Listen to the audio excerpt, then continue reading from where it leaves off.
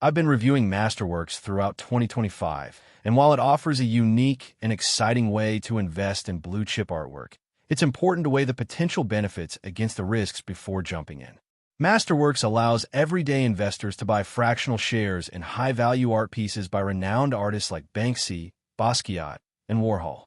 This lowers the entry barrier into the fine art market, which traditionally has been limited to ultra-wealthy collectors.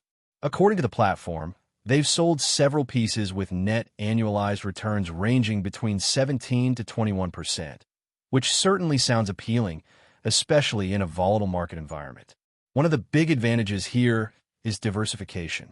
Art is considered a non-correlated asset, meaning it doesn't move with the stock market. For investors looking to hedge against inflation or market swings, that's a major plus.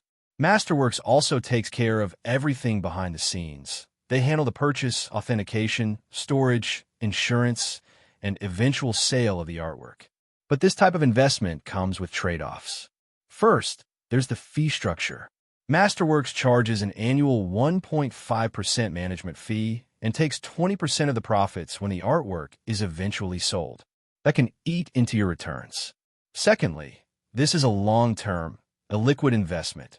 Most artworks are held for 3 to 10 years, and while Masterworks offers a secondary market, it doesn't guarantee immediate access to your funds.